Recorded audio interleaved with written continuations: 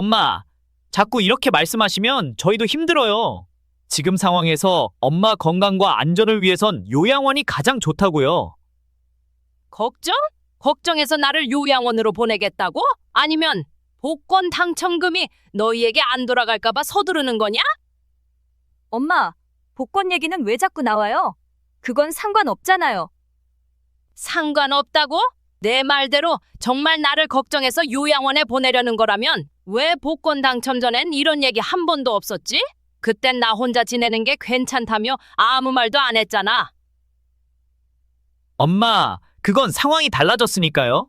지금은 엄마가 혼자 계시는 게 더 위험하잖아요. 위험? 내가 갑자기 위험해졌다는 말로 둘러대지 마라. 네 말 속에 숨겨진 의도가 뭐든 나를 속일 수 있을 것 같아? 복권 당첨 이후 너희가 보인 행동을 엄마가 몰랐다고 생각하니? 엄마 정말 그러지 마세요. 저희가 그렇게까지 욕심부린 적 없잖아요. 그 돈은 엄마 것이고 저희가 손댄 적도 없고요. 손대지 않았다고?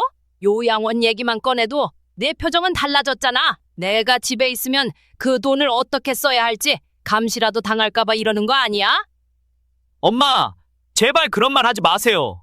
저희도 엄마를 위하려고 애쓰는 건데 이렇게 말씀하시면 정말 억울해요. 억울하다고? 내가 정말 억울한 건 너희 같은 자식들에게 평생을 바쳤다는 거다. 복권 당첨이 축복이 아니라 너희 본성을 보게 만든 저주였다면 엄마가 지금 더 억울해야겠지. 엄마, 그렇게까지 말하실 필요는 없잖아요. 필요?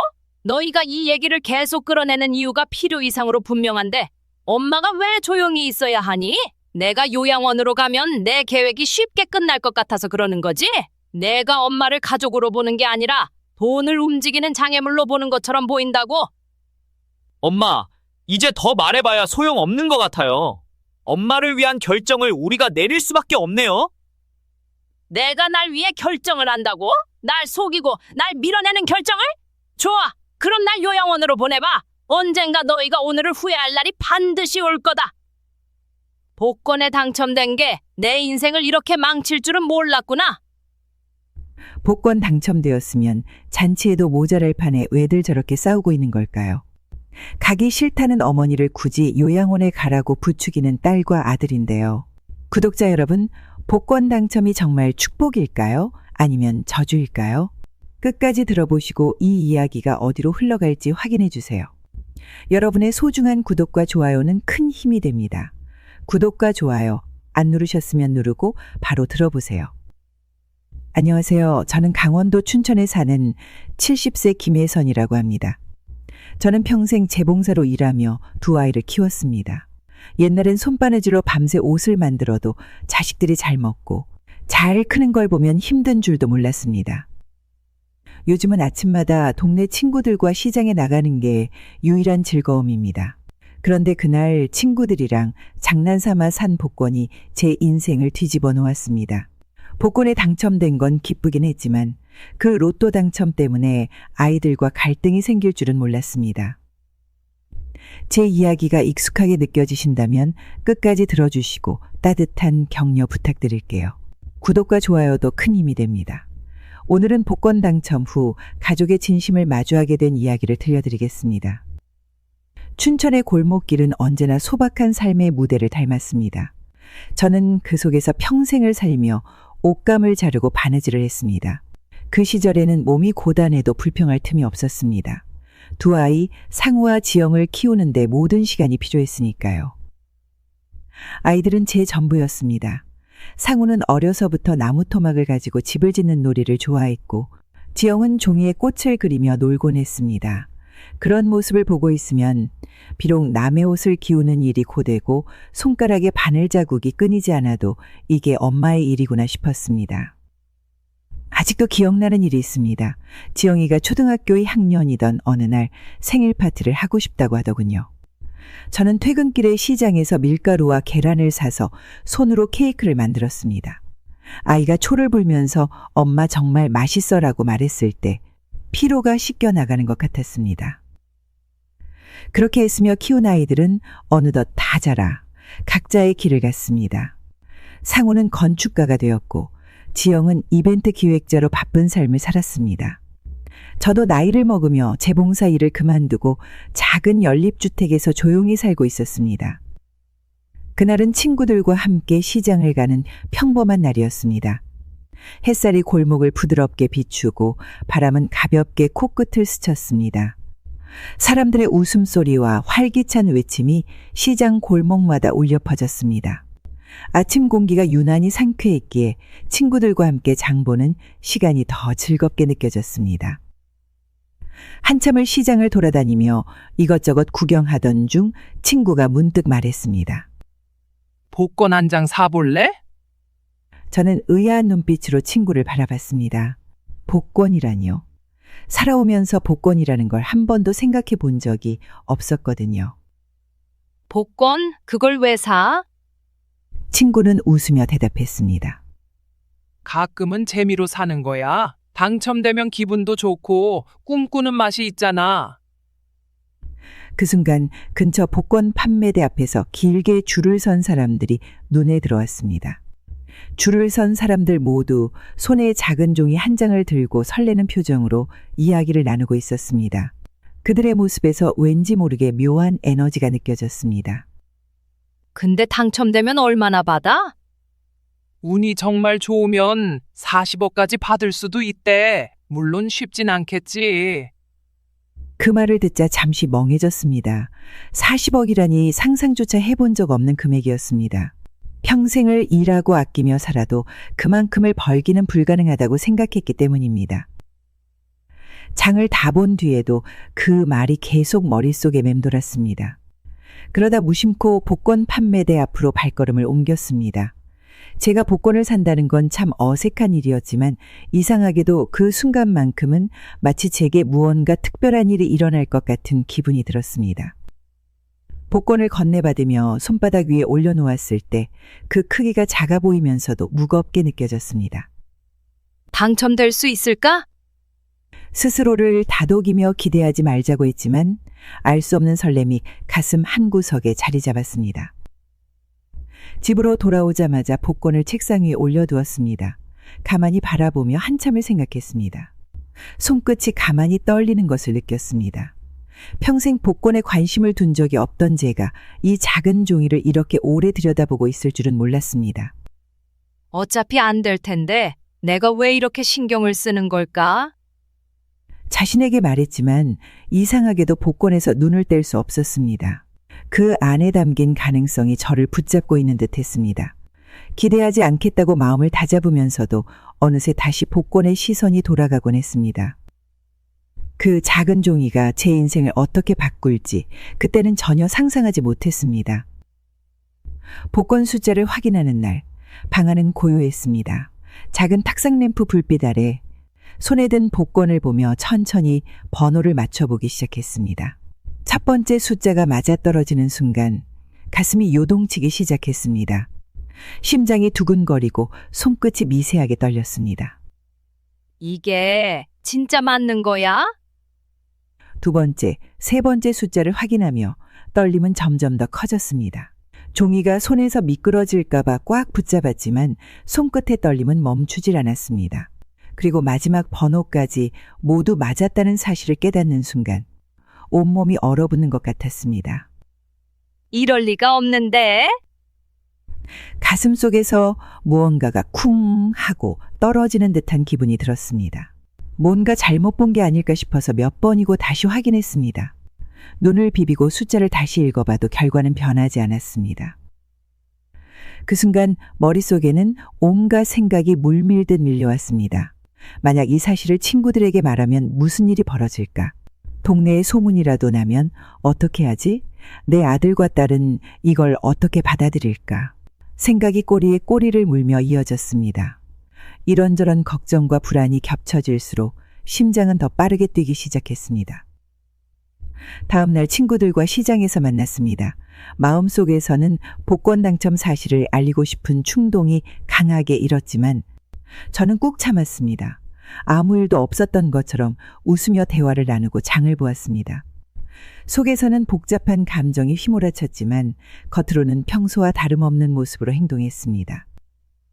그날 내내 제 안에서는 질문이 반복되었습니다. 내가 이 돈을 가질 자격이 있을까? 이게 정말 내게 축복일까? 아니면 또 다른 걱정거리가 될까? 아무리 애써 무시하려 해도 그 질문이 계속 맴돌았습니다. 집에 돌아온 뒤 한참을 고민하다 결국 아들과 딸에게만 이 사실을 알리기로 했습니다. 저녁 식사를 핑계로 두 아이를 집으로 초대했습니다. 저녁상을 차리며 마음이 떨리고 손이 제대로 움직이지 않았습니다. 아들과 딸이 도착한 후에도 평소처럼 웃으며 대화를 이어갔지만 속은 계속 복잡했습니다. 저녁 식사가 어느 정도 마무리된 후 저는 조심스럽게 입을 열었습니다. 엄마가 할 얘기가 있는데 잘 들어야 해. 아들은 젓가락을 내려놓고 저를 뚫어지게 바라봤습니다. 뭔데요? 표정이 왜 그래요? 딸은 고개를 갸웃하며 궁금한 듯 물었습니다. 엄마, 무슨 일 있으세요? 식탁이 갑자기 조용해졌습니다. 숨소리조차 들리지 않을 만큼 고요한 순간이 이어졌습니다. 한참 망설이다가 드디어 말을 꺼냈습니다. 엄마, 복권에 당첨됐어. 그 말을 하자 어깨를 짓누르던 무거운 짐이 내려간 듯 했습니다. 하지만 아들과 딸의 반응이 어떨지 몰라 두 손을 모으고 깊은 숨을 들이쉬며 기다렸습니다. 식탁은 얼어붙은 것처럼 멈췄습니다. 공기마저 정지한 듯 모든 것이 조용했습니다. 아들은 젓가락을 내려놓고 깊은 눈빛으로 저를 바라봤습니다. 딸은 믿기 어렵다는 표정으로 눈썹을 올렸습니다. 정말이에요? 얼마나 당첨된 거예요? 진짜 복권에 당첨됐다고요? 엄마, 농담이면 너무한 거 아세요? 딸의 말에 웃음이 나올 뻔했지만 두 아이의 반응은 제가 기대했던 것과는 사뭇 달랐습니다. 그들의 눈빛에는 놀라움뿐 아니라 다른 감정이 엉켜 있는 것 같았습니다. 정말이야. 금액은 중요하지 않고 이 돈을 우리 가족을 위해 어떻게 쓸지 함께 생각해보자. 아들은 조용히 고개를 끄덕이며 무언가 깊이 생각하는 듯 했습니다. 딸은 손을 식탁 위에 올리고 입술을 깨물며 망설이다가 말을 꺼냈습니다. 엄마, 그 돈으로 우리한테도 조금은 좋은 삶을 만들어줄 생각 있죠? 이제는 엄마도 좀 즐기셔야 하고. 아들은 잠시 침묵하다가 고개를 들었습니다. 엄마 말대로 가족을 위해 이 돈이 잘 쓰였으면 좋겠어요. 그런데 앞으로는 정말 신중하게 계획해야 할 것 같아요. 그날 대화는 그렇게 끝나지 않았습니다. 아이들의 반응은 단순한 기쁨이나 놀라움이 아니었습니다.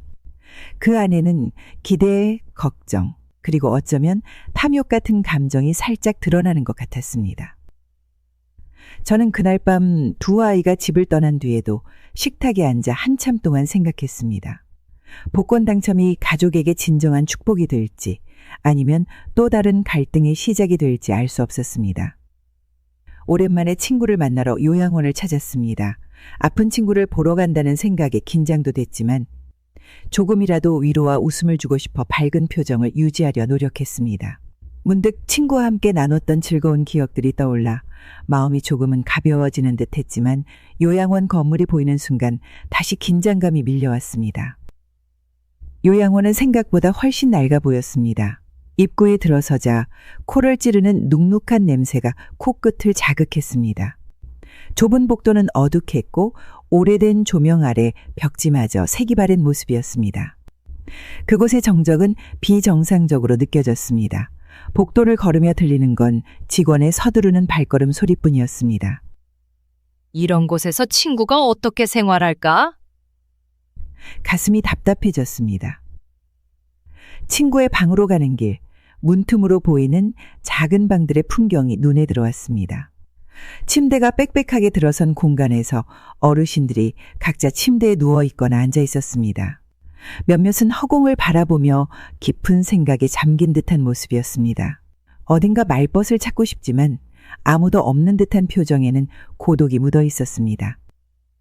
친구의 방에 들어갔을 때 친구는 창가에 앉아 있었습니다. 햇살이 창문 너머로 따뜻하게 비추고 있었지만 방 안은 이상하게도 차갑게 느껴졌습니다. 친구의 얼굴이 한눈에 들어왔는데 예전보다 훨씬 야위고 수척해 보였습니다. 오랜만이네. 요즘 몸은 좀 어때? 다 그렇지 뭐. 그래도 와줘서 고마워. 친구의 말에 가슴이 미어지는 기분이었습니다. 방 안을 둘러보니 오래된 가구들, 낡아버린 이불, 그리고 삐걱거리는 의자가 전부였습니다. 벽 한쪽에는 가족 사진이 놓여 있었는데 먼지가 쌓여 그 색조차 흐릿했습니다. 친구가 이런 곳에서 생활하고 있다는 사실이 믿기지 않았습니다. 방을 나서며 복도로 다시 들어섰을 때 한 노인이 휠체어에 앉아 창밖을 바라보고 있는 모습이 눈에 들어왔습니다. 손끝은 바닥을 향해 축 늘어져 있었고 그 손이 닳고 다른 세월의 무게를 말해주는 것 같았습니다. 그저 무심코 지나칠 수 없었습니다. 왜 어르신들이 이렇게 지내야 할까? 조금 더 따뜻하고 편한 환경이면 얼마나 좋을까? 그곳을 떠날 때 마음은 복잡했습니다. 요양원 외벽에 나 있는 작은 금들조차 어딘가 쓸쓸해 보였습니다. 그곳이 삶의 끝자락을 준비하는 공간이라고 생각하니 그날 본 풍경들이 마음속에 깊이 자리 잡았습니다. 집으로 돌아오는 길, 차창 너머의 풍경은 여느 때와 같았지만 머릿속은 계속 그날 본 장면들로 가득했습니다. 복도에서 마주친 어르신들의 눈빛, 창가에 앉아 외로움을 느끼던 친구의 모습이 잊히지 않았습니다. 요양원을 다녀온 뒤로 며칠간 머릿속이 복잡했습니다. 눈앞에 생생하게 떠오르는 건 친구의 야윈 얼굴과 그곳의 풍경이었습니다. 좁고 차가운 복도, 한데 모여놓인 낡은 침대들, 그리고 고개를 푹 숙이고 창밖만 바라보던 어르신들, 모두가 제게 뭔가를 말하는 듯 했습니다. 내가 본 그 모습들을 그냥 잊어버릴 수는 없어. 복권 당첨 후 돈을 어떻게 쓸지 고민이 많았지만 요양원에서 본 풍경은 저를 흔들어 놓았습니다. 친구를 보러 가기 전까지만 해도 그 돈으로 가족을 위해 무엇을 할지에 대해 생각했지만 이제는 마음 한편이 강하게 당기는 느낌이 있었습니다. 더 이상 망설일 수 없을 것 같았습니다. 요양원을 개선하는데 당첨금을 써야겠다고 마음을 굳히고 아이들을 불러 이야기를 꺼내기로 했습니다. 가족 모임이라는 핑계로 아들과 딸을 초대했습니다. 저녁 준비를 하면서도 손이 떨리고 가슴이 두근거렸습니다. 저녁 식사를 끝낸 뒤 저는 아이들을 바라보며 천천히 입을 열었습니다. 엄마가 복권 당첨된 돈을 어떻게 쓸지 결정을 내렸어. 아들은 젓가락을 내려놓고 저를 주의 깊게 바라봤습니다. 딸은 미소를 지으며 기대하는 눈빛을 보냈습니다. 그래서 어떻게 쓰실 거예요? 우리한테 좋은 일도 해주시는 거죠? 저는 잠시 머뭇거리다가 천천히 말을 꺼냈습니다. 엄마는 요양원을 고치고 싶어. 좀 더 따뜻하고 편안한 곳으로 만들어서 어르신들이 마지막을 외롭지 않게 보내셨으면 좋겠어. 순간 아이들의 표정이 묘하게 변했습니다. 예상하지 못한 대답이었는지 두 사람 모두 당황한 기색을 보였습니다.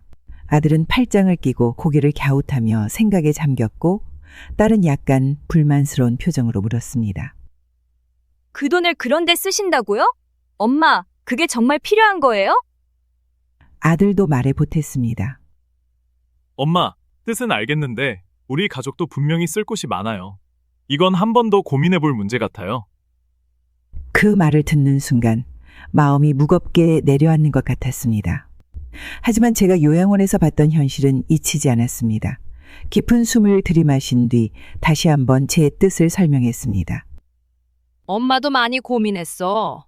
그런데 요양원에서 본 어르신들의 모습이 너무 안타까웠어. 추운 복도, 낡은 가구, 외로움 속에 계신 분들, 엄마가 이 돈을 진짜 의미 있는데 쓰고 싶다고 느꼈어. 물론 가족도 중요하지만 이런 곳에서 사람들이 더 나은 삶을 살 수 있게 돕는 게 더 필요한 일이라고 생각했어. 아들과 딸은 더 이상 반박하지 않았지만 표정에는 여전히 만족스럽지 않은 기색이 남아 있었습니다. 하지만 저는 결심을 굳히고 아이들에게 말했습니다. 이건 엄마가 꼭 해야 하는 일이야. 너희도 나중에 이해해 줄 거라고 믿어. 그날 밤 저는 한참 동안 창가에 앉아 요양원의 모습을 떠올렸습니다. 침구와 가구를 새롭게 바꾸고 건물을 단장하고 어르신들을 위한 다양한 프로그램을 만들 수 있다면 그분들의 하루가 조금은 더 따뜻하고 평온하지 않을까 싶었습니다. 이 계획을 실행하기 위해 어떤 도움을 받아야 할지, 어디서부터 시작해야 할지 하나씩 적어 나갔습니다. 아들과 딸의 반응이 마음에 걸리긴 했지만 저는 제 결정을 후회하지 않았습니다. 제게 주어진 이 돈은 단순히 가족만을 위한 것이 아니라 세상을 조금 더 나은 곳으로 만들라는 뜻일지도 모른다는 생각이 들었기 때문입니다. 다음 날 아들은 아침부터 제 집으로 다시 찾아왔습니다. 문을 열고 들어온 아들의 손에는 몇 장의 종이가 들려 있었습니다. 표정은 전날보다 더 굳어 있었고 무언가를 결심한 듯 보였습니다. 엄마, 제가 밤새 생각한 걸 정리해봤어요. 한번 읽어보세요. 아들은 제게 종이를 건넸습니다. 종이를 펼쳐보니 요양원 개선 계획에 대한 반대 이유들이 조목조목 적혀 있었습니다. 아들은 밤새 제 계획의 문제점을 정리하면서 얼마나 고민했을지 한눈에 알 수 있었습니다. 이게 뭐니? 엄마가 하고 싶은 일이 뭔지는 이해해요. 그런데 제가 현실적인 문제를 말씀드리고 싶어서요. 그 돈이 정말 요양원 어르신들에게 제대로 쓰일 거라고 보세요? 관리비에 흘러가거나 낭비될 가능성이 훨씬 높아요. 종이를 읽어 내려가며 제 마음은 갈피를 잡지 못했습니다. 아들은 요양원 운영의 비효율성, 기부금의 관리 문제, 어르신들에게 직접적인 도움이 되지 않을 가능성 등을 조목조목 지적했습니다. 그리고 마지막 줄에는 이렇게 쓰여 있었습니다. 이 돈은 우리 가족의 안정된 삶을 위해 더 잘 쓸 수 있습니다. 아들의 단호함은 제게 큰 혼란을 안겨줬습니다. 제 결정이 감정적이었을지도 모른다는 생각이 머릿속을 스쳤습니다. 이 돈이 낭비될 수 있다는 내 말도 이해해. 하지만 그곳에서 본 어르신들의 모습은 그냥 지나칠 수 없었어. 나는 이 돈으로 더 나은 환경을 만들어주고 싶어. 아들은 고개를 저으며 답했습니다. 엄마, 그건 이상적인 생각이에요. 현실은 그렇지 않아요. 어르신들에게 돌아갈 돈이 얼마나 될지 모르잖아요. 차라리 이 돈으로 우리 가족을 위해 쓰는 게 더 의미 있는 일 아닐까요? 아들의 말은 날카롭고 논리적이었지만 제 마음은 여전히 요양원에서 만난 사람들에게 머물러 있었습니다. 어르신들이 덮고 있던 얇은 담요, 낡고 찢어진 침구, 그리고 친구가 말없이 창밖을 바라보던 모습이 잊히지 않았습니다. 제가 이 돈으로 뭔가를 바꿀 수 있다면 그 기회를 놓치는 것이 더 큰 죄라고 느꼈습니다. 가족도 물론 중요하지. 너희를 위해 평생을 바쳤으니까. 그런데 내가 이 돈을 그냥 가족만을 위해 쓰면 내가 본 그 어르신들을 떠올릴 때마다 마음이 아플 것 같아. 아들은 고개를 숙이고 침묵했습니다.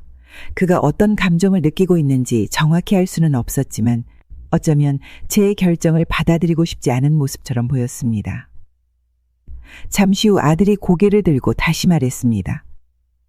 엄마, 진짜 잘 생각해보세요. 엄마가 요양원을 돕고 싶은 마음은 알겠지만 엄마의 결정을 위해 가족이 희생해야 한다면 그게 맞는 일일까요? 차라리 저를 도와주세요. 제가 사업에 투자해 더 많은 돈을 벌어드릴게요. 저는 이번 사업을 다시 시작할 수 있는 기회를 놓치고 싶지 않아요. 그 말이 끝난 뒤 방 안은 조용해졌습니다. 아들의 말을 되새기며 저는 한참 동안 아무 말도 할 수 없었습니다. 제 선택이 가족을 소외시키고 있는 것은 아닐까? 이 돈이 정말로 요양원 어르신들에게 잘 쓰일 수 있을까?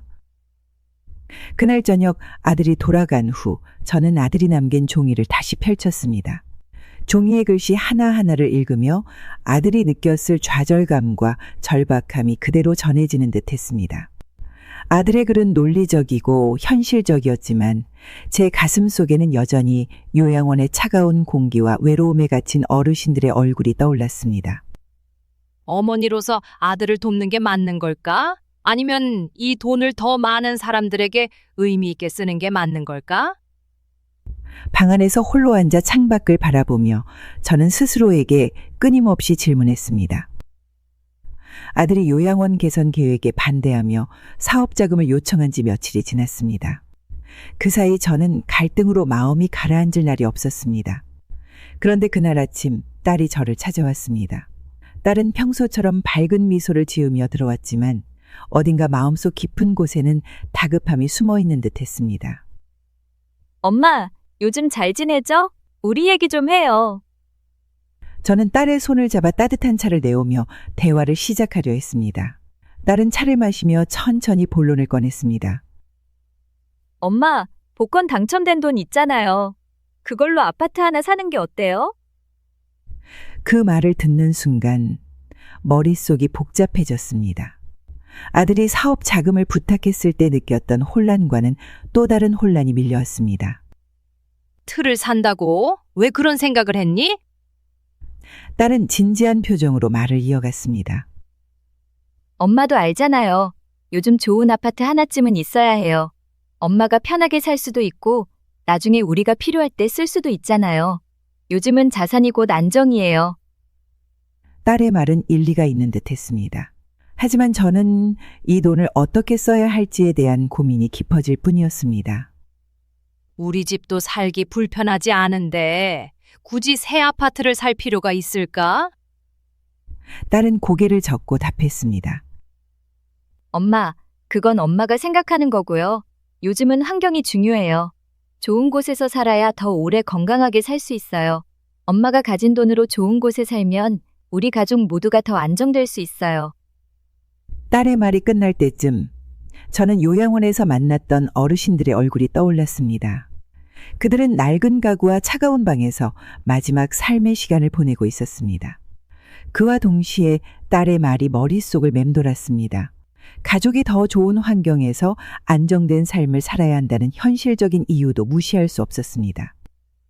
내 말이 틀린 건 아니야. 하지만 난 이 돈을 진짜 필요한 사람들을 위해 쓰고 싶어. 요양원에서 만난 어르신들을 보면 그분들은 정말 작은 변화로도 삶이 더 나아질 수 있을 것 같아. 딸은 한숨을 쉬며 차를 내려놓고 다시 말했습니다. 이번에는 어조가 한층 더 단호해졌습니다. 엄마, 진짜 잘 생각해 보세요. 엄마가 그 돈을 어떻게 쓰든 우리 가족에도 영향을 미치는 거잖아요. 엄마만 생각할 게 아니에요. 가족이 안정되면 엄마도 편하지 않겠어요? 그 말이 끝난 뒤 방 안에 잠시 침묵이 흘렀습니다. 딸은 자신의 말이 저에게 미칠 영향을 고민하는 듯 보였지만 저는 마음이 무겁기만 했습니다. 딸이 저를 위해 좋은 제안을 하고 있다고 믿고 싶었지만 아들에 이어 딸까지 당첨금을 가족의 필요를 위해 써달라는 요구를 하는 것처럼 느껴졌습니다. 딸이 돌아간 후 저는 긴 한숨을 내쉬며 식탁에 홀로 앉았습니다. 차가 식어버린 잔을 손으로 감싸 쥐며 머리를 숙였습니다. 요양원에서 본 어르신들의 모습이 또다시 떠올랐습니다. 어르신들의 손끝에 묻어있던 세월의 무게, 외로운 눈빛, 그리고 친구가 창가에 앉아 무표정하게 말했던 한마디.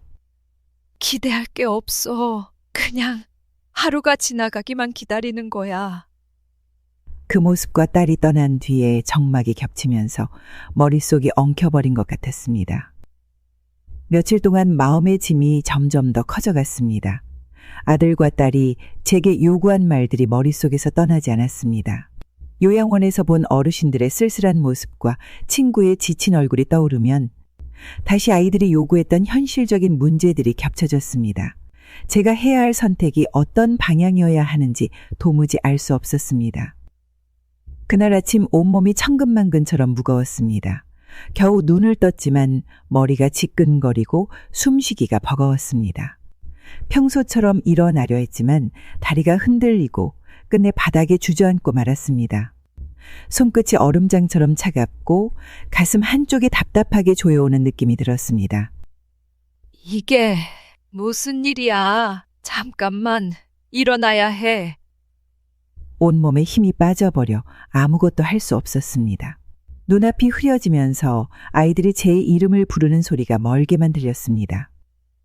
눈을 떴을 때는 낯선 병실이었습니다. 조명은 차갑게 빛났고 주위에는 생소한 기계음이 들렸습니다.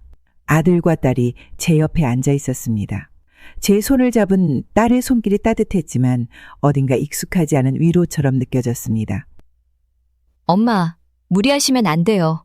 엄마 건강이 제일 중요해요. 요즘 많이 힘들어 하셨잖아요. 아들도 조용히 제 곁에 있다가 말을 꺼냈습니다. 엄마가 좀 쉬셔야 할 것 같아요. 그래서 요양원에 모시기로 했어요. 치료도 받고 더 편히 지내세요. 그 말을 들었을 때 가슴이 꽉 막히는 기분이 들었습니다. 요양원이라는 말이 낯설고도 서글프게 들렸습니다. 그곳은 제가 돕고 싶었던 곳이었지만 정작 제가 머물러야 할 곳이라고는 생각하지 못했기 때문입니다. 요양원이라니? 내가 왜 거기 가야 하니? 그냥 집에서 쉬면 되잖아. 딸은 한숨을 내쉬며 제 손을 꼭 잡았습니다. 엄마, 지금은 엄마 건강이 제일 중요해요. 집에서는 충분히 엄마를 돌보기가 어려워요. 요양원에서는 전문가들이 치료해주고 간호사분들도 항상 곁에 계실 거예요. 그 말을 듣는 순간 어디서부터인지 모를 불안감이 밀려왔습니다. 딸의 설득이 진심처럼 들리긴 했지만 마음 한구석에서는 아이들이 정말 저를 걱정하는 건지 의심이 들기 시작했습니다.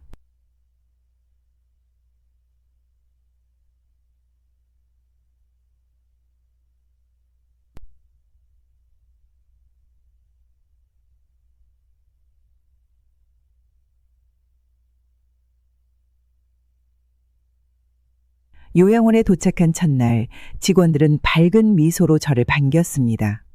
하지만 그 미소 너머로 느껴지는 어딘가 기계적인 친절함이 저를 불편하게 했습니다. 방 안은 좁고 삭막했습니다. 벽지는 낡고 창문으로 들어오는 바람은 차가웠습니다. 침대에 앉아 방 안을 둘러보니 이곳에서 지내야 한다는 현실이 무겁게 다가왔습니다. 내가 정말 여기 있어야 하는 걸까? 저를 여기로 보낸 아들과 딸의 결정이 정말 저를 위한 것인지 아니면 다른 이유 때문인지 알 수 없었습니다. 시간이 지나면서 아이들이 방문하는 횟수는 점점 줄어들었습니다. 아이들이 말했던 배려와 걱정은 이제 희미해졌습니다. 어느 날 창밖을 바라보고 있을 때 간호사가 조용히 다가와 말을 걸었습니다. 어머님, 여기 생활이 좀 어떠세요? 얼굴이 안 좋아 보이세요. 그 따뜻한 말에 저도 모르게 눈물이 맺혔습니다. 낯선 환경에서 들은 그 말이 오랜만에 느끼는 위로처럼 느껴졌습니다. 간호사가 손을 가볍게 잡아주자 손끝에 전해지는 온기가 잠시나마 제 외로움을 덜어주었습니다. 방 안으로 돌아와 혼자 앉아 창문 너머를 보았습니다. 문득 제 인생을 되돌아보게 되었습니다. 가족을 위해 평생을 바쳤지만 지금 이 자리에 있는 제 모습은 모든 걸 제대로 해낸 것인지 의문을 품게 했습니다. 내가 정말 잘 살았던 걸까? 아니면 무언가 잘못된 선택을 해왔던 걸까? 고요한 방 안에서 떠오르는 생각들은 끝도 없었습니다. 요양원에서 지내는 시간이 길어질수록 처음 느꼈던 어색함은 점점 불편함과 외로움으로 변했습니다. 처음엔 직원들이 상냥하게 대해주는 듯 했지만 시간이 지나면서 그 태도는 완전히 달라졌습니다. 작은 요청에도 짜증 섞인 목소리와 눈치가 따라왔습니다. 어느 날 아침 침대 시트를 교체해달라고 부탁했을 때였습니다. 직원은 손을 허리에 얹고 말했습니다. 여기 사람들 다 바쁜 거 몰라요? 좀 기다리세요. 말투는 단호했고 그 말이 끝난 뒤 방을 나가버렸습니다. 침대에 홀로 앉아 시트를 바라보며 속에서 무언가 무너지는 느낌이 들었습니다. 도움이 필요할 때 손을 내밀 수 있는 곳이 없다는 사실이 절망처럼 느껴졌습니다. 식사 시간에도 문제가 생겼습니다. 어느 날 점심이 늦게 나와 문의했더니 직원은 고개를 들지도 않고 손을 휘저으며 말했습니다. 알아서 줄 테니까 기다리세요. 뭐 이렇게 조급하세요? 그 순간 입안이 말라붙는 기분이 들었습니다.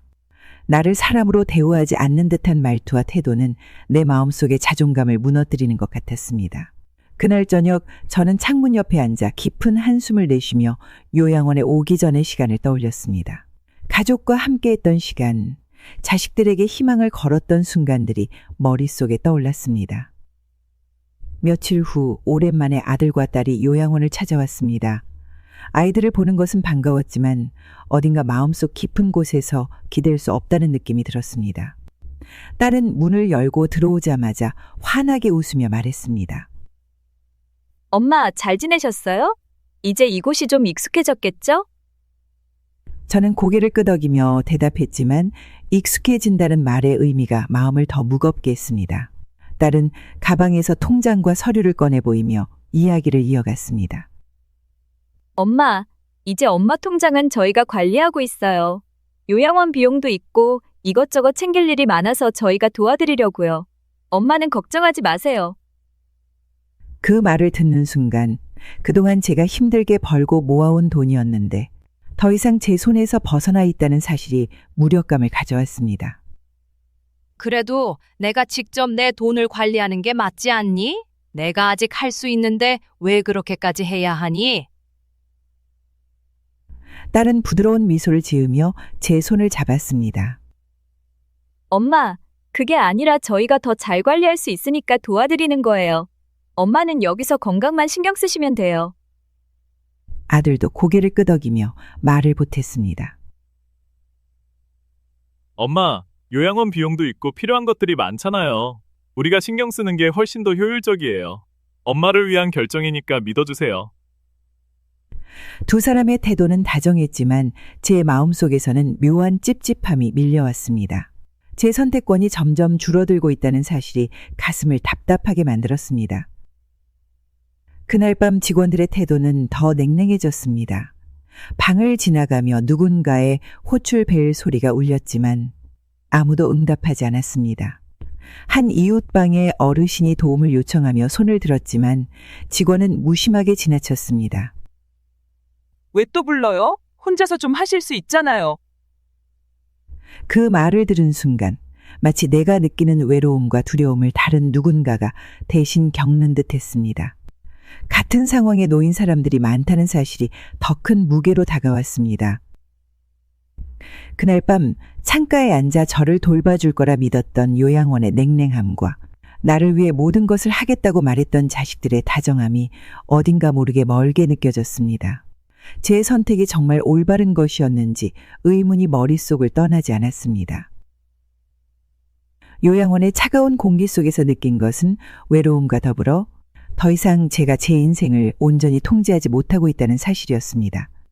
제 손에서 벗어난 돈, 무시받는 내 목소리, 그리고 시간이 흐를수록 더 커져가는 가족과의 거리감은 제 마음을 더 짓눌렀습니다. 요양원에서의 생활은 갈수록 더 힘들어졌습니다. 직원들의 무뚝뚝한 태도, 차갑고 조용한 방안, 점점 멀어지는 가족들과의 거리, 모두가 저를 무력하게 만들었습니다. 홀로 앉아 창밖을 바라보며 외로움을 삼키는 시간이 많아졌습니다. 그러던 어느 날 복도에서 처음으로 간호사와 눈이 마주쳤습니다. 간호사는 다른 직원들과는 달랐습니다. 어르신들에게 먼저 다가가 말을 건네고 작은 부탁에도 귀 기울이며 미소를 잃지 않았습니다. 그녀의 따뜻한 말투와 부드러운 태도는 이상하게도 제 마음을 끌어당겼습니다. 그리고 어느 날 간호사 선생님이 제 방을 찾아왔습니다. 어머님, 잘 지내고 계세요? 표정이 많이 피곤해 보이시네요. 그 말이 제 마음속에 조용히 스며들었습니다. 오랜만에 누군가가 저를 진심으로 걱정해 준다는 느낌이 들었습니다. 아무래도 좀 그렇죠. 그냥 나이 드니 이런 날도 있고 저런 날도 있는 것 같아요. 간호사는 고개를 끄덕이며 제 곁에 앉았습니다. 어머님, 제가 자주 들러서 이야기라도 나눌게요. 마음이 힘들 땐 누군가와 대화하는 게 제일 좋거든요. 그녀의 말은 위로처럼 느껴졌습니다. 그렇게 시작된 작은 대화는 제 일상에 새로운 변화를 가져왔습니다. 며칠 후 간호사는 제 방에 들러 점심시간 이후에도 오래 머물렀습니다. 그녀는 간호사로 일하며 느끼는 보람과 어려움, 그리고 어르신들과의 소중한 순간들에 대해 이야기했습니다. 그녀의 진솔함은 제 마음을 서서히 열게 했습니다.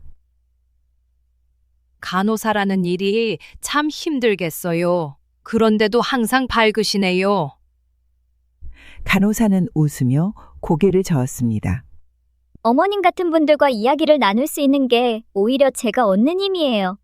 이 일이 어렵긴 해도 어머님들처럼 따뜻한 분들을 만나는 게 제게도 위안이 돼요. 그 말에 저는 묘한 감정이 밀려왔습니다. 오랜 시간 누군가에게 제가 의미 있는 존재로 느껴질 수 있다는 사실이 새삼스레 감사하게 느껴졌습니다. 어느 날 간호사는 평소와는 다른 진지한 표정으로 제 방에 들어왔습니다. 그녀는 서류 한 장을 손에 들고 있었습니다. 어머님, 제가 말씀드릴 게 있어요. 어머님, 통장 기록을 우연히 봤는데 좀 이상한 점이 많아요. 그 말을 들었을 때 가슴이 철렁 내려앉았습니다. 통장은 자식들에게 맡겼던 것이었기에 한 번도 의심해 본 적이 없었습니다. 통장이요? 자식들이 관리하고 있어서 저는 잘 몰라요. 심각한 표정으로 고개를 저으며 말을 이었습니다. 출금 기록이 너무 작고 금액도 큽니다. 어머님이 직접 쓰신 게 아니라면 확인이 필요할 것 같아요. 혹시 자녀분들이 어머님 돈을 다른 데 사용하고 계신 건 아닌지 걱정돼요. 그 말을 듣는 순간 머릿속이 복잡해지며 불안감이 밀려왔습니다. 자식들을 믿고 맡겼던 돈이 잘못된 방향으로 쓰이고 있을 가능성을 생각하니 숨이 막히는 것 같았습니다. 설마 그럴 리가 있겠니? 그래도 확인해 봐야겠구나. 조심스럽게 제 손을 잡으며 말했습니다. 어머님, 제가 조금 더 알아볼게요. 이런 일이 생기면 안 되잖아요. 어머님께서 이곳에 오신 이유도 건강 때문이 아닌 다른 이유가 있었을 수도 있겠다고 생각했어요. 그녀의 말은 제 머릿속에서 떠나지 않았습니다. 자식들이 정말 저를 위해서 이런 결정을 내린 것인지 아니면 다른 목적이 있었는지 의심이 커지기 시작했습니다. 그날 이후 제게 자주 와서 조심스럽게 문제를 확인했습니다. 그녀는 어머니 같은 따뜻함과 친구 같은 든든함으로 제게 힘이 되어 주었습니다. 그 과정에서 성실함과 진심은 요양원에서 제가 찾을 수 있는 유일한 희망이 되었습니다. 선생님 덕분에 이렇게 용기를 얻네요. 정말 고마워요. 간호사는 환히 웃으며 대답했습니다. 어머님, 저도 어머님을 뵈며 많이 배워요. 저희가 함께 잘 해결해 나가요. 간호사와 대화를 나눈 후 마음이 어지러웠습니다. 제 통장에서 무단으로 빠져나간 돈이 있다는 사실은 믿고 싶지 않았습니다. 제게는 평생을 바쳐 키운 아이들이었고 무엇보다 그들에 대한 신뢰가 깊었기 때문이었습니다. 그러나 통장 내역과 간호사 선생님의 조언은 저를 현실로 끌어들였습니다. 하루하루 고민은 깊어졌고 가슴속에서는 갈등이 커져갔습니다. 그러나 하루는 친구의 얼굴이 떠올랐습니다. 낡은 침대에 누워있던 그 친구가 말없이 창밖만 바라보던 모습. 그때부터 마음이 굳어졌습니다. 제가 느꼈던 무력감과 외로움을 다른 사람들도 겪지 않게 하려면 이 돈을 더 나은 방향으로 써야 했습니다. 변호사를 찾아가기로 결심한 건 그때였습니다. 변호사는 제가 보여준 통장 기록을 한 장 한 장 꼼꼼히 검토한 뒤 말했습니다. 어머님, 이 기록들로 보면 자녀분들이 통장을 직접 관리하며 허락 없이 돈을 쓴 것이 명백해 보입니다. 이런 경우 법적으로 돌려받을 수 있는 길이 있습니다. 그 말을 듣고 마음이 무거워졌습니다. 법적 조치를 취한다는 것이 저와 아이들 사이의 신뢰를 완전히 깨뜨릴 수도 있다는 사실이 두려웠습니다. 하지만 간호사의 말이 귓가에 다시 맴돌았습니다. 어머님, 지금 어머님께서 지키셔야 할 것은 돈만이 아니에요. 어머님의 권리와 존엄도 함께 지켜야 해요. 소송이 시작되면서 상황은 점점 더 복잡해졌습니다. 자식들에게 소송 서류가 전달되자 가장 먼저 아들이 요양원을 찾아왔습니다. 문을 열고 들어선 그의 얼굴은 분노로 가득 차 있었습니다. 엄마, 이게 뭐예요? 우리가 엄마 돈을 관리한 게 잘못인가요? 이건 너무한 거 아니에요? 그의 날카로운 목소리에 순간 움츠러들었지만 곧 심호흡을 하며 대답했습니다. 너희가 내 돈을 관리한 건 고맙게 생각해. 하지만 허락도 없이 그 큰 돈을 마음대로 쓰는 건 아니지 않니? 나도 내 인생을 책임질 권리가 있어. 아들은 한숨을 쉬며 변명처럼 말을 이어갔습니다. 엄마를 위해 쓴 거예요. 요양원 비용도 있고 나중을 대비해 투자도 한 건데 왜 이렇게까지 하세요? 그의 말이 진심처럼 들렸지만 통장을 보며 느꼈던 배신감이 완전히 사라지진 않았습니다. 며칠 뒤 딸이 전화를 걸어왔습니다. 목소리는 떨리고 있었고 한숨 섞인 목소리로 말을 꺼냈습니다. 엄마, 우리가 그렇게 잘못한 건가요? 엄마를 위해 한 건데 왜 엄마가 우리를 이렇게까지 힘들게 하는 거예요? 그 말을 듣는 순간 마음 한구석에서 무너지는 듯한 슬픔이 느껴졌습니다. 제게 가장 소중했던 자식들이었고 그들의 목소리에는 후회와 서운함이 섞여 있었습니다. 하지만 동시에 제가 요양원에서 느꼈던 외로움과 그들이 제게 보여줬던 무관심이 떠올랐습니다. 너희를 위해 평생을 바쳤어. 그런데 내가 받은 건 뭐였니? 이건 단순히 돈 문제가 아니야. 엄마가 너희에게 기대했던 건 정직함과 믿음이었어. 딸은 말을 잇지 못했고 전화는 곧 끊겼습니다. 법적 절차는 오래 걸렸고 지치는 일이었습니다. 서류를 준비하고 자식들의 변명과 변호사의 대화를 듣는 매 순간이 고통스러웠습니다. 그러나 결과적으로 사용된 복권 당첨 대부분을 돌려받을 수 있었습니다. 변호사의 사무실에서 통장이 제 손에 다시 돌아왔을 때 그 얇은 통장이 얼마나 무겁게 느껴졌는지 모릅니다. 간호사 선생님은 그날 저를 찾아와 미소를 지으며 말했습니다. 어머님 정말 잘하셨어요. 이제 어머님께서 원하시는 일을 시작하실 수 있어요. 그 말을 들었을 때 가슴 속에서 작은 위로가 느껴졌습니다. 저는 제게 주어진 돈을 올바르게 쓰겠다는 결심을 굳혔습니다. 돌려받은 복권 당첨을 손에 쥐었을 때 저는 한참 동안 그 자리에 앉아 있었습니다. 손끝으로 느껴지는 통장의 질감이 마치 제게 묻는 것 같았습니다. 이 돈이 내게 어떤 의미인지, 앞으로 어떻게 쓰여야 할지 더 깊이 생각해 봐야겠구나. 눈앞에 떠오른 건 요양원에서 보았던 어르신들의 모습이었습니다. 창밖을 바라보며 고요히 앉아있던 친구, 차가운 바닥과 침대에 몸을 의지했던 사람들, 복도를 천천히 걸으며 도움의 손길을 기다리던 모습까지 모든 장면이 선명하게 머릿속을 스쳤습니다. 결심은 생각보다 빠르게 내려졌습니다. 이 돈은 어르신들이 따뜻하게 머물 수 있는 요양원을 만드는 데 써야겠다고 마음먹었습니다. 프로젝트를 시작하며 가장 먼저 계획한 것은 건물의 전면적인 개보수였습니다. 오래된 요양원의 낡은 모습은 사람들의 마음까지 차갑게 만들었습니다. 어두운 복도와 허름한 방들은 어르신들이 지내기엔 너무 삭막했습니다.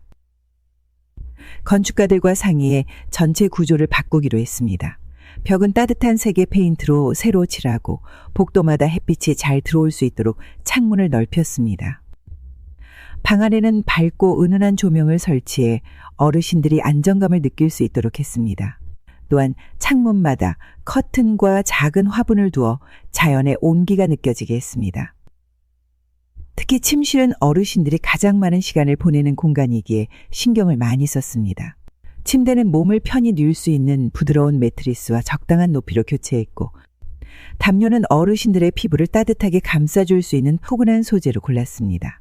책상과 의자는 높이와 크기를 세심히 조정해 어르신들이 편히 사용할 수 있도록 했습니다. 이곳이 이제는 단순한 시설이 아니라 진짜 집처럼 느껴지길 바랐어요. 시설 개선만큼 중요한 것은 어르신들의 하루를 풍성하게 만드는 것이었습니다. 요양원에서 지내며 가장 많이 느꼈던 것은 시간의 무게였습니다. 하루가 얼마나 길고 지루하게 느껴지는지 경험했기에 어르신들의 하루가 조금 더 특별해지기를 바랐습니다. 어르신들이 좋아하는 활동을 중심으로 프로그램을 구성했습니다. 미술 시간에는 색연필과 수채와 물감을 준비해 각자가 원하는 그림을 그릴 수 있도록 했습니다. 음악 시간에는 악기를 연주하거나 어르신들이 좋아하는 노래를 부를 수 있도록 도왔습니다. 운동 시간은 어르신들의 건강을 위해 필수였습니다. 휠체어를 이용하는 분도 쉽게 참여할 수 있는 가벼운 스트레칭과 산책 프로그램을 마련했습니다. 간호사 선생님들이 어르신들과 함께 걸으며 웃음꽃을 피우는 모습은 요양원의 분위기를 한층 밝게 만들었습니다. 요양원을 운영하는 데 있어 직원들의 역할은 무엇보다 중요했습니다. 직원들이 어르신들에게 온전히 집중할 수 있도록 휴게 공간을 새로 마련하고 충분한 인력을 확보했습니다.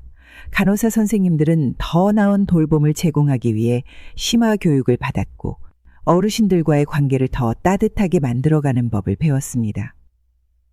어머님, 이제 이곳이 정말 따뜻한 집처럼 변한 것 같아요. 어르신들도 웃는 시간이 더 많아졌어요.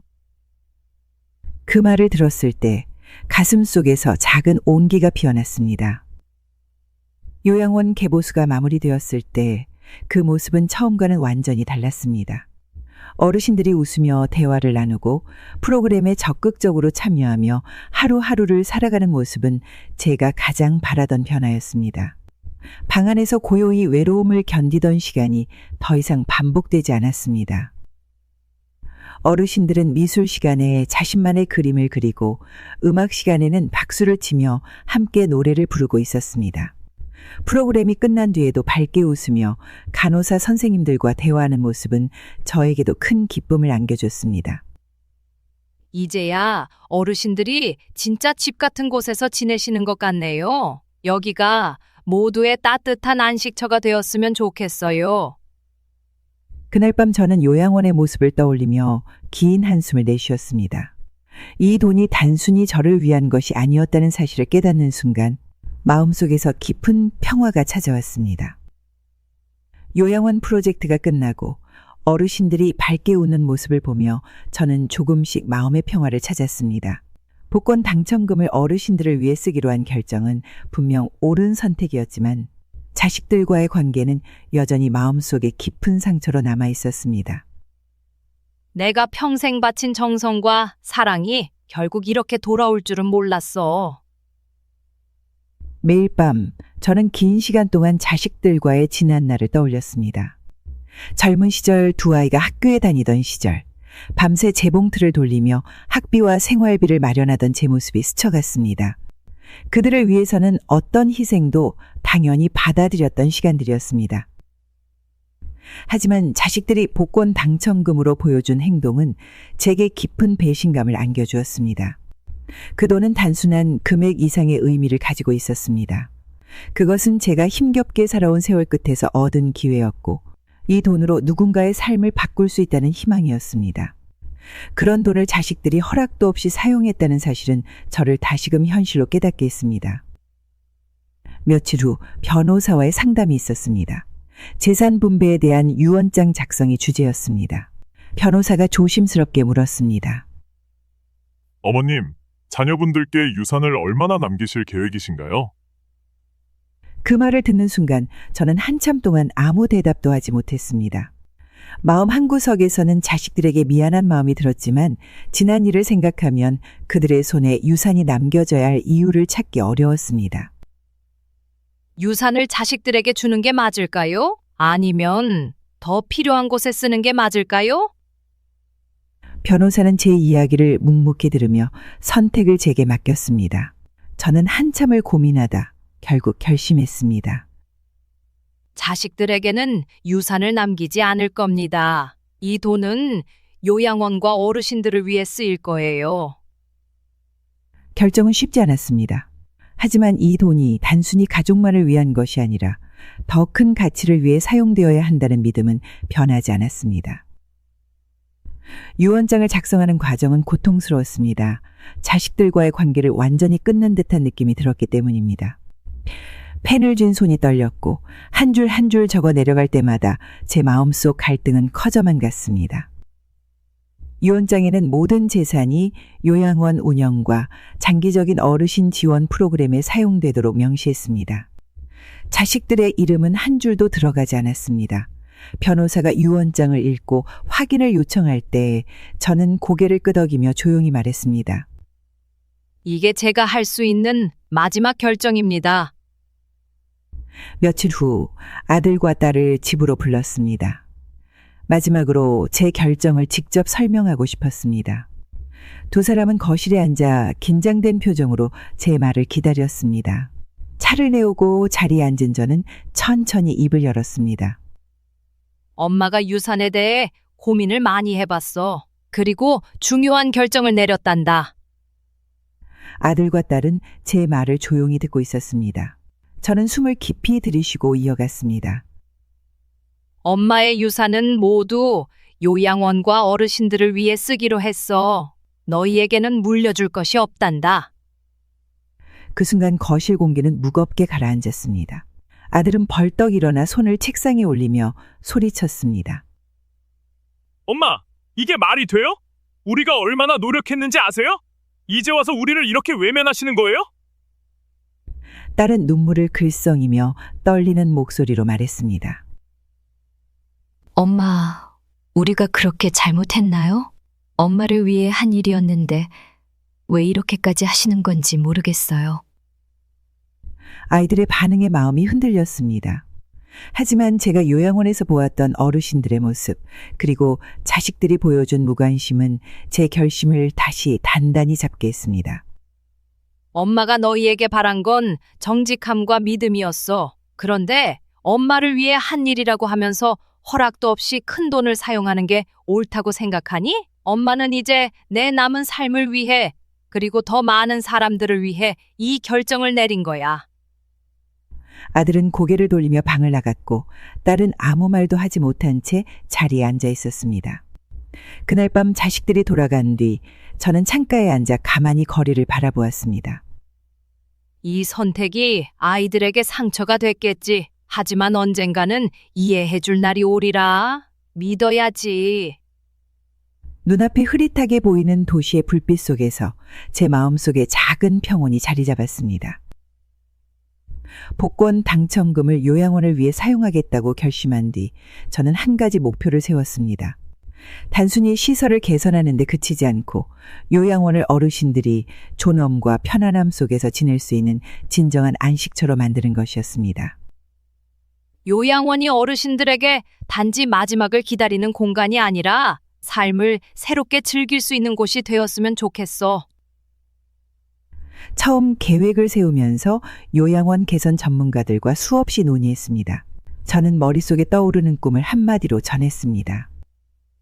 이곳이 단순한 요양시설이 아니라 고급스러운 휴양지처럼 느껴지게 하고 싶어요. 경제적으로 어려운 어르신들도 걱정 없이 누릴 수 있는 공간으로요.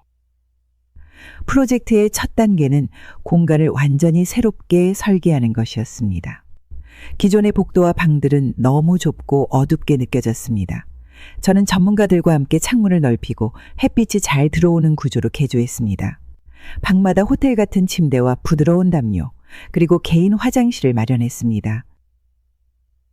방 안에는 어르신들이 원하는 대로 꾸밀 수 있는 작은 인테리어 장식품도 추가했습니다.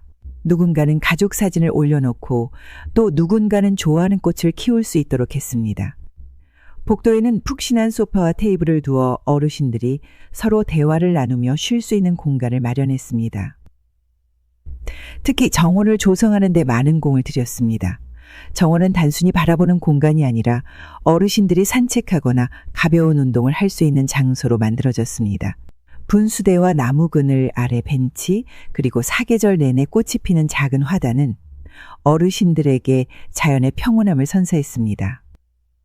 정원에 나와서 맑은 공기를 마시며 웃음 지을 수 있다면 그것만으로도 얼마나 좋을까?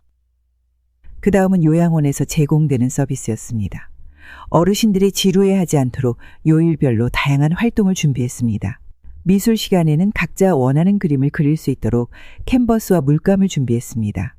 음악 시간에는 어르신들이 악기를 연주하거나 함께 노래를 부를 수 있도록 했습니다. 어르신들이 그동안 하고 싶었지만 못했던 것을 이곳에서 마음껏 누릴 수 있으면 좋겠어요. 또한 운동 전문가를 초청해 어르신들이 가벼운 체조와 요가를 배울 수 있도록 했습니다. 휠체어를 이용하는 어르신들도 함께 참여할 수 있는 동작을 설계해 모두가 즐길 수 있도록 배려했습니다. 프로젝트의 마지막 단계는 음식과 휴식 공간이었습니다. 어르신들의 건강을 위해 전문 영양사가 균형 잡힌 식단을 제공했으며 식사는 마치 레스토랑에서 식사하는 것처럼 준비했습니다. 커다란 창문이 있는 넓은 식당에서 어르신들은 따뜻한 빵 냄새와 함께 하루를 시작했습니다. 어머님, 어르신들이 매일 아침을 기다릴 정도로 좋아하세요. 이곳이 정말 따뜻한 집이 된 것 같아요. 그 말을 들었을 때 제 마음속에서 작은 온기가 느껴졌습니다. 마지막으로 요양원은 누구에게나 열린 공간이 되었습니다. 경제적으로 어려운 어르신들도 부담 없이 들어올 수 있도록 모든 비용은 복권 당첨금으로 충당했습니다. 이곳은 돈이 많고 적음을 떠나 누구나 따뜻함과 편안함을 누릴 수 있는 곳으로 자리 잡았습니다. 어느 날 어르신 한 분이 제게 다가와 말했습니다. 여기가 천국 같아요. 이런 곳에서 살 줄은 꿈에도 몰랐어요. 정말 감사합니다. 그 말을 듣는 순간 그동안의 모든 수고가 보람으로 느껴졌습니다. 요양원에서 어르신들과 시간을 보내며 간호사 선생님들의 헌신적인 모습을 지켜봤습니다. 그 중에서도 간호사 선생님은 늘 제게 깊은 인상을 남겼습니다. 아침부터 저녁까지 바쁘게 움직이면서도 어르신들에게 미소와 따뜻한 말을 잊지 않던 그녀의 모습은 참으로 특별했습니다. 어느 날 간호사 선생님과 함께 차를 마시던 중 그녀가 자신의 이야기를 들려줬습니다. 사실 저는 간호학 공부를 중단할 뻔했어요. 등록금을 낼 방법이 없어서요. 그때 장학금을 받지 못했다면 아마 저는 지금 이 일을 하지 못하고 있었을 거예요. 그 말을 듣자 마음 한구석이 아려웠습니다. 어르신들을 위해 헌신적으로 일하는 그녀조차 학업을 이어가기 위해 얼마나 큰 어려움을 겪었는지 알게 되니 가슴이 먹먹해졌습니다. 그녀의 이야기는 제가 새로운 결심을 하게 되는 계기가 되었습니다. 간호사 선생님과 같은 헌신적인 마음을 가진 사람들이 경제적인 이유로 꿈을 포기하지 않도록 돕고 싶었습니다. 그날 밤 저는 요양원의 방 창가에 앉아 어두운 거리를 바라보며 오래도록 고민했습니다. 어르신들을 돌보는 간호사들은 단순히 직업인 이상으로 누군가의 삶을 지탱하는 소중한 존재들이었습니다. 그러나 현실은 그들이 간호사가 되기까지 얼마나 많은 장벽에 부딪히는지를 말해줬습니다. 더 많은 사람들이 이 길을 선택할 수 있도록 돕는 게 내가 해야 할 일이구나. 다음 날 아침 변호사를 찾아가 장학금을 설립하는 계획을 상의했습니다. 간호사가 되고 싶지만 경제적인 어려움으로 꿈을 포기하려는 이들에게 도움을 주는 프로그램을 만드는 것이 목적이었습니다. 장학금은 등록금 지원뿐만 아니라 생활비까지 포함해 학생들이 학업에 전념할 수 있도록 설계되었습니다. 변호사는 제 결정을 듣고 미소를 지으며 말했습니다. 어머님, 이 결정이 많은 사람들에게 큰 희망이 될 겁니다. 간호사를 꿈꾸는 학생들에게 이런 기회는 정말 소중해요. 그 말은 제 결심을 더욱 단단하게 만들었습니다. 장학금의 이름을 정하는 과정에서 저는 망설임 없이 간호사 선생님의 이름을 떠올렸습니다. 그녀의 헌신과 사랑이 더 많은 사람들에게 전달되기를 바랐습니다. 이 장학금은 간호사 선생님이 얼마나 중요한 일을 하고 있는지 세상에 알리는 기회가 될 거예요. 간호사 선생님은 깜짝 놀란 얼굴로 저를 바라보다 조용히 고개를 끄덕였습니다. 정말 감사합니다, 어머님. 이 이름이 부끄럽지 않도록 저도 더 열심히 하겠습니다. 장학금 프로그램은 빠르게 진행되었습니다. 전국의 간호학과 학생들에게 소식을 알리고 지원서를 받아 심사하는 과정은 긴장되었지만 보람 있었습니다. 처음 장학생 명단이 발표되었을 때 저는 그들의 이름을 하나하나 읽으며 눈시울이 뜨거워졌습니다. 장학생으로 선발된 학생들과 만나는 날, 저는 그들의 눈빛에서 간호사가 되고 싶다는 간절함을 느꼈습니다. 그들은 각자 어려운 환경 속에서도 꿈을 포기하지 않은 사람들이었습니다. 한 학생이 용기를 내어 말했습니다. 이 장학금을 받지 못했다면 저는 학업을 이어갈 수 없었을 거예요. 간호사가 되는 게 제 평생의 꿈인데 이제는 그 꿈을 이룰 수 있을 것 같아요. 그 말을 들었을 때 마음속 깊이 감동이 밀려왔습니다. 이 장학금이 단순히 돈 이상의 의미를 가지고 있음을 깨닫는 순간이었습니다. 장학생들은 학업을 마친 뒤 요양원에서 실습하며 어르신들과 직접 시간을 보냈습니다. 그들은 하나같이 따뜻한 마음과 배려로 어르신들을 돌보며 요양원의 분위기를 한층 더 밝게 만들었습니다. 어느 날 한 학생이 제게 다가와 진심 어린 목소리로 말했습니다. 어머님 덕분에 이 길을 걸을 수 있었습니다. 감사함을 잊지 않고 어르신들을 위해 더 열심히 하겠습니다. 그 말을 듣는 순간 눈물이 맺혔습니다. 복권 당첨금을 더 많은 사람들에게 나눌 수 있다는 사실이 이렇게 큰 보람으로 돌아올 줄은 상상도 못했습니다. 내가 간호사로서 누군가의 삶을 바꿀 수 있다면 그게 나에게 가장 큰 선물이야. 장학금 프로그램은 시간이 지나면서 더 많은 학생들에게 도움을 주었습니다. 그들은 졸업 후 간호사로서 어르신들을 돌보고 더 나아가 자신과 같은 학생들을 돕는 데 앞장섰습니다. 복권 당첨금을 모두 사용해 요양원을 개선하고 장학금을 설립하며 저는 스스로 만족감을 느꼈습니다. 어르신들이 웃음을 되찾고 간호사들이 더 나은 환경에서 일하는 모습을 보며 제 선택이 옳았다는 확신을 가졌습니다. 하지만 시간이 흐를수록 저는 점점 더 외로움과 빈곤 속에 갇혀 있었습니다. 내가 가진 건 이제 아무것도 없구나. 하지만 그만큼 많은 사람들에게 도움이 됐다면 괜찮은 걸까? 아들과 딸은 소송 이후로 완전히 저와 등을 돌렸습니다. 처음에는 분노 섞인 목소리로 제게 따지듯 연락을 해오던 그들이 이제는 아예 제 삶에서 사라진 듯 했습니다. 내가 너무 과했나? 아니면 처음부터 이렇게 될 운명이었나? 명절이 되어도 아무도 찾아오지 않았습니다. 문 밖에서 들리는 다른 집의 웃음소리가 저를 더 고요한 방으로 밀어넣었습니다. 방 안에서 홀로 차를 마시며 사진을 바라보던 그 시간은 긴 한숨과 함께 끝이 나곤 했습니다. 처음에는 요양원에서 저를 반겨주던 사람들이 많았습니다. 하지만 시간이 지나면서 저의 역할은 점점 잊혀졌습니다. 새로 들어온 직원과 간호사들은 제가 복권 당첨금을 기부한 사람이라는 사실을 몰랐고 어르신들 역시 점차 새로운 환경에 적응하며 저와의 교류가 줄어들었습니다. 이렇게 사라지는 거구나. 내가 이곳을 바꾼 사람이었지만 결국 나도 한낱 지나가는 손님일 뿐이구나. 요양원을 방문하는 횟수는 점점 줄어들었고 저를 알아보는 사람도 드물어졌습니다. 모든 돈을 사용한 뒤 저는 손에 남은 것이 없었습니다. 복권 당첨금은 저의 삶의 작은 여유도 남기지 않은 채 모두 좋은 일에 쓰였습니다. 처음에는 그 선택이 자랑스러웠지만 시간이 지날수록 현실의 무게가 점점 더 저를 짓눌렀습니다. 의료비를 감당하기 어려운 날이 많아졌고 생활비조차 줄여가며 하루하루를 버텨야 했습니다. 작은 방의 냉기가 겨울 내내 제 곁을 떠나지 않았고 낡은 담요 하나로 몸을 웅크린 채 잠을 이루는 밤이 많았습니다. 내가 남긴 건 결국 이 세상의 일부였지. 나 자신에겐 아무것도 남지 않았구나. 어느 날 창밖을 바라보며 지나가는 사람들을 바라보았습니다. 젊은이들은 웃고 떠들며 함께 걸어갔고 아이들은 부모의 손을 잡고 뛰어다녔습니다.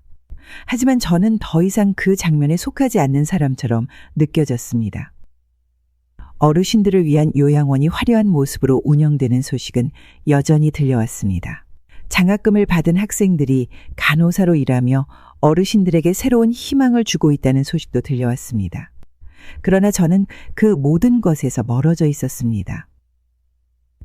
방 안에서 홀로 앉아 차가운 공기를 마주하며 모든 선택이 가져온 결과를 곱씹었습니다. 제가 남긴 것들은 많은 사람들에게 도움이 되었지만 결국 저는 아무도 곁에 없는 삶으로 남겨졌습니다.